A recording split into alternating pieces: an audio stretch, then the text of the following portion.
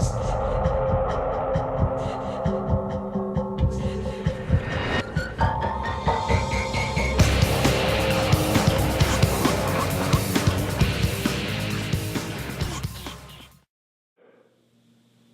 I'm Jim Clark. To my right, Walsh men's basketball coach Jeff Young. And Jeff, off to a great start, 4-0. Very consistent team. A lot of guys can score the ball. Things really going well. Yeah, I think it's taken us a little bit of time with a few injuries early, and we're going to miss Chaw for the whole season. We did confirm that it was an ACL. So we've had to play a little bit different than we thought we would. We thought we'd press a little bit more and do some other things, but I think with his injury, and like I mentioned, Zach's kind of been in and out with some injuries and a few other guys, so it's kind of changed the way we played a little bit, or the way we anticipated playing, but so far we're off to a pretty good start. Two good wins against Great Lakes schools, the St. Joe game here, then last Saturday at Parkside, one of the biggest wins we've had on the road in a long, long time. A very good team. You're down by 9, down by 12. Never panic, stayed the course, come back and win the game on a Copeland three-point play. Yeah, and Parkside's a very good team. They had a heck of a season last year. They returned, I believe, 5 of their top 6 starters and 3 of their top scorers. And we knew that going into it, and it's a tough place to play. I think they've won 17 of their last 18 games there.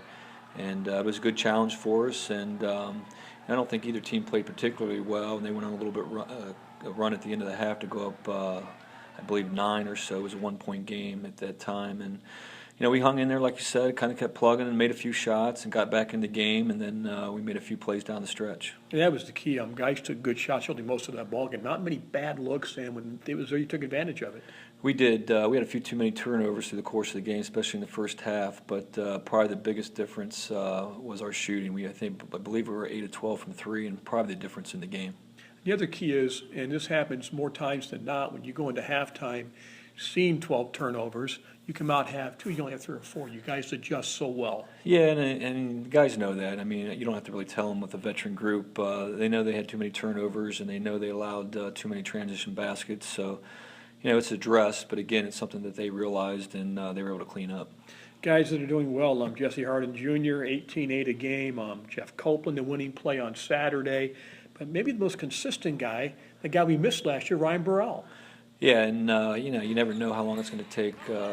We didn't know how long it was going to take Burrell to get back to where he was as both a freshman and a sophomore, and probably at this point he's a little bit ahead of schedule. Sometimes it takes a while to knock the rust off and get back in the feel or the flow of things, and so far it looks like he hasn't missed a beat. The key starters so far, no sophomore jinx for Trey Fletcher. Boy, Devontae Beard really steady and really has a good handle on things. Devontae's been great. I know we talked about it before. He had a great summer. He's really worked on his game. He's shooting it much better. And probably more importantly, he's become a better leader. Probably the best leader we have. The guys voted him captain before this season started, and that was well-deserved, and he earned that. And he's taken that role to heart and doing a great job with it. The bench not as deep as you would like it, but you're getting contributions from Zach Carter, Connor Keck, L.J. Campbell. I'm Stephen Carpenter. Yeah, and you mentioned our 5 starters are scoring the ball pretty well, so we don't necessarily need a lot of bench scoring.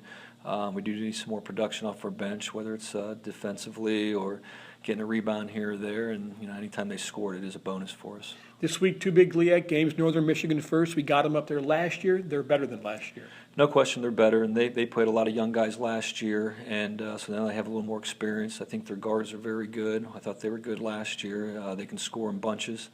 They've been shooting the 3 better, and again, a much improved team from last year. And Michigan Tech, one of those big games early in the year. It's good to have them at home this time. Yeah, and typically, they're predicted to be first or second in the league. That hasn't changed.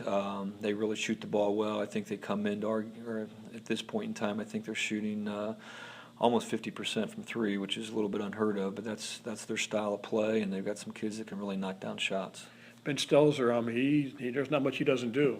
No, and he's even, I think, expanded his game a little bit more. He was more of a just a 3-point shooter last year, and then with the graduation of Armga, he's taking on a more aggressive role. He's getting to the rim. He's scoring on different levels, and that makes him more effective. Good luck this week. Thanks, Jim. Cavs are home twice this week. On Thursday, 7:30 Northern Michigan, and then on Saturday, 3 o'clock for Michigan Tech. Both games live on 95.9 The Light WMPQ, plus both games streamed live on Teamline. One more thing, Saturday's game will be shown on delay on Time Warner Cable. We'll get you the times on the Walsh University website. I'm Jim Clark, and I'll talk to you next week.